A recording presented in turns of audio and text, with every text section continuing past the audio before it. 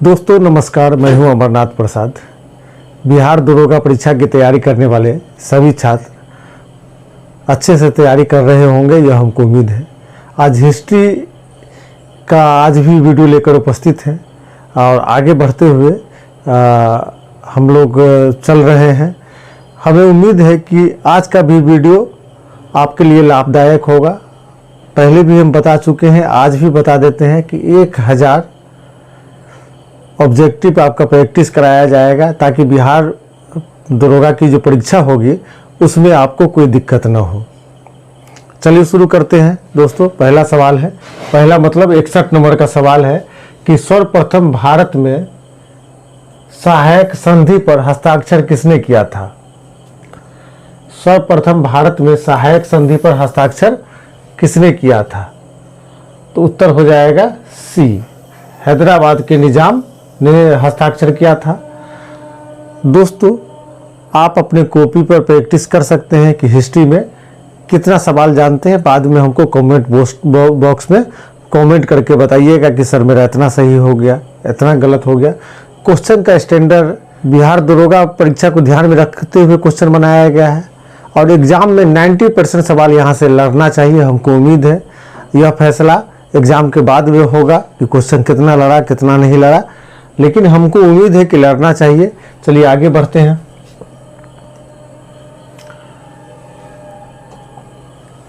कौन भारत में प्रथम महिला विश्वविद्यालय बनने में कारण था? मतलब किसने सबसे पहले भारत में महिला विश्वविद्यालय की स्थापना की थी?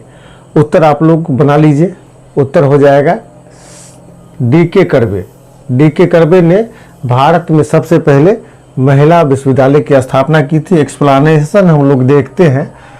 1916 ईस्वी में समाज सुधारक डी.के. कर्वे ने सर्वप्रथम भारत में प्रथम महिला विश्वविद्यालय की स्थापना की थी। काफ़ी महत्वपूर्ण सवाल है, अक्सर परीक्षा में आपको दिखता होगा। चलिए आगे बढ़ते हैं। यह भी सवाल बहुत महत्वपूर्ण है।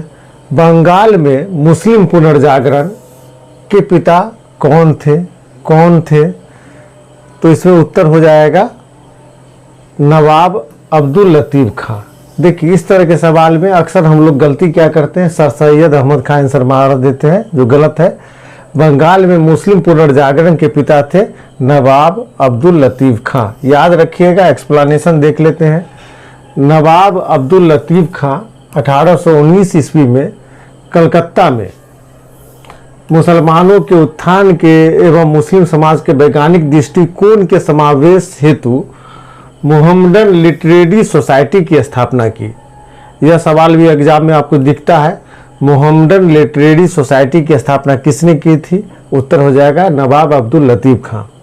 आगे बढ़ते इसमें, इन्हें बंगाल में मुस्लिम पुनर्जागरण का पिता माना जाता है। मतलब अब्दुल लतीफ़ खां को बंगाल में मुस्लिम पुनर्जागरण का पिता कहा जाता है। इन्होंने कलकत्ता में मोहम्मडन लिटरेरी सोसाइटी की स्थापना की थी। आगे बढ़ते हैं। गुब्बारे खातिर के लेखक कौन है? अक्सर परीक्षा में सवाल दिखा जाता है, गुब्बारे खातिर के लेखक कौन है? उत्तर हो जाएगा, आप लोग बनाइए अपने कॉपी पे, अबुल कलाम आज़ाद। उत्तर हो जाएगा अबुल कलाम आज़ाद।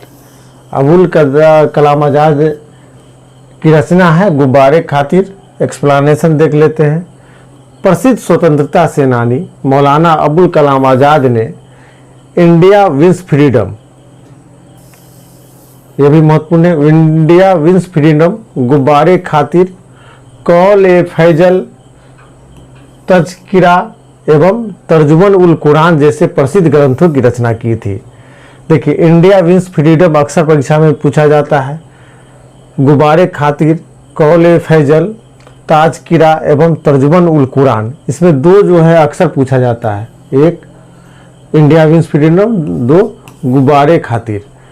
इन सभी पुस्तकों की रचना प्रसिद्ध स्वतंत्रता सेनानी अबुल कलाम आज़ाद ने की थी। आगे बढ़ते हैं। महात्मा गांधी क्षणिक भूत की तरह धूल उड़ाते हैं, अस्तर नहीं उठाते हैं। महात्मा गांधी क्षणिक भूत की तरह धूल उड़ाते हैं, अस्तर नहीं उठाते। यह कथन किनसे संबंधित है? दोस्तों यह कथन भीमराव अंबेडकर ने कहा था। गांधी जी के लिए भीमराव अंबेडकर। यह भी पूछा जाता है, एक्सप्लेनेशन देख लेते हैं। गांधी जी के दलित उद्धार के बारे में डॉक्टर भीमराव अंबेडकर ने कहा था कि महात्मा गांधी क्षणिक भूत की तरह धूल उड़ाते हैं लेकिन स्तर नहीं उठाते हैं। आगे बढ़ते हैं।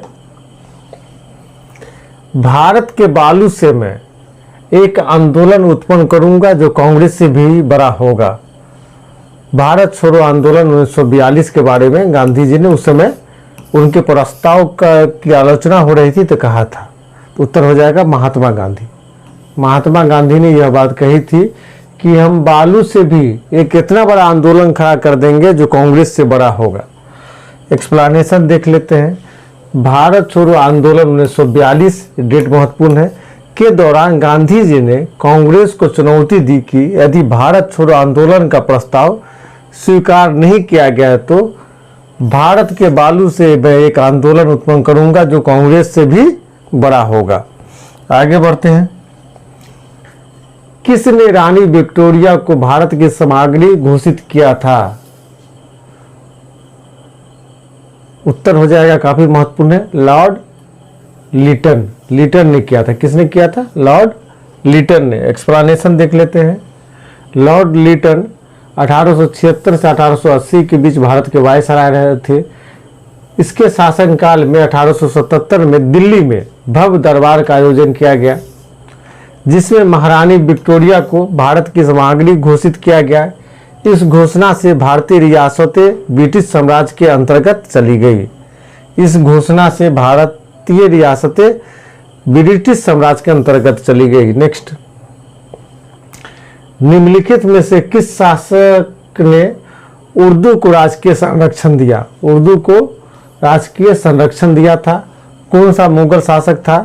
तो उत्तर हो जाएगा मोहम्मद शाह। मोहम्मद शाह।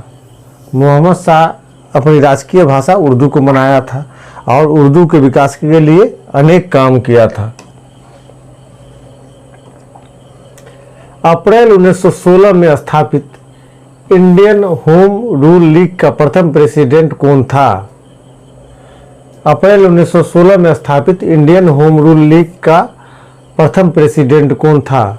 उत्तर हो जाएगा ए, जोसेफ बपिस्टा। जोसेफ बपिस्टा। याद रखिएगा, अप्रैल 1916 में स्थापित इंडियन होम रूल लीग का प्रथम प्रेसिडेंट था जोसेफ बपिस्टा। अप्रैल 1916 में बाल गंगाधर तिलक द्वारा होम रूल लीग का गठन किया गया। इस होम रूल लीग के प्रथम अध्यक्ष जोसेफ बपिस्टा थे तथा एनसी केलकर को सचिव बनाया गया था। नेक्स्ट, भारत पर नादिर शाह के आक्रमण के समय निम्नलिखित में से कौन मुगल सम्राट था? याद रखिएगा, उत्तर हो जाएगा मोहम्मद शाह। मोहम्मद शाह के समय नादिर शाह ने भारत पर आक्रमण किया था। याद रखिएगा, काफी महत्वपूर्ण सवाल अक्सर परीक्षा में दिखता है। मुगल सम्राट मोहम्मद शाह का शासनकाल 1719 से 1748 ईस्वी तक था। नादिर शाह ने 1739 ईस्वी में भारत पर आक्रमण किया और मुगल साम्राज्य को बहुत ज़्यादा नुकसान किया था। नेक्स्ट, अंग्रेजों द्वारा महालबारी बंदोबस्त किस क्षेत्र में लागू किया गया? अंग्रेजों द्वारा महालबारी बंदोबस्त किस क्षेत्रों में लागू किया गया? उत्तर हो जाएगा ए, पंजाब तथा राजपूताना में। याद रखिएगा, पंजाब तथा राजपूताना में। आप जानते हैं कि जो कृषि कर के लिए 3 तरह की नीति लागू की गई थी। एक था अस्थायी बंदोबस्त, दूसरा रैयतवारी, तीसरा महालबारी। तो महालबारी जो है पंजाब तथा राजपूताना में लागू किया गया था। एक्सप्लेनेशन देख लेते हैं। अंग्रेजों द्वारा महालबारी व्यवस्था पंजाब, राजपूताना तथा उत्तर प्रदेश के कुछ क्षेत्रों में लागू की गई थी। अंग्रेजों द्वारा महालबारी व्यवस्था पंजाब, राजपूताना तथा उत्तर प्रदेश के कुछ क्षेत्रों में लागू की गई थी। आगे बढ़ते हैं। किस गवर्नर जनरल ने अकाल नीति को सूत्रबद्ध करने में अग्रगण्य कार्य किया था? किस गवर्नर जनरल ने अकाल नीति को सूत्रबद्ध करने में अग्रगण्य कार्य किया था? उत्तर हो जाएगा बी, लिटन। किसने किया था? लिटन ने। याद रखिएगा, लिटन ने किया था। एक्सप्लेनेशन देख लेते हैं। गवर्नर जनरल लॉर्ड लिटन ने अकाल नीति को सूत्रबद्ध किया। 1876 ईस्वी में स्ट्रेची की अध्यक्षता में अकाल आयोग का गठन किया। यह भी पूछा जाता है। गवर्नर जनरल लिटन जो था, इसने अकाल नीति को सूत्रबद्ध किया और एक आयोग का गठन किया गया इसके समय में, जिसका अध्यक्ष था स्ट्रेची। नेक्स्ट, बंगाल में फोर्ट विलियम का प्रथम अध्यक्ष कौन था? फोर्ट विलियम कहाँ था? बंगाल में। इसके प्रथम अध्यक्ष कौन थे? अब जवाब दे सकते हैं। उत्तर हो जाएगा चार्ल्स आयर। कौन था?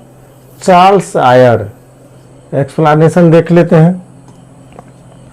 1698 ईस्वी में अंग्रेजों को बंगाल में सुत्रानाती, कोलकाता, गोविंदपुर की जमींदारी मिली। इस स्थान को किलेबंदी की गई और इसे फोर्ट विलियम कहा जाने लगा। इसका प्रथम अध्यक्ष सर चार्ल्स आयर था। याद रखिएगा, सर चार्ल्स आयर था।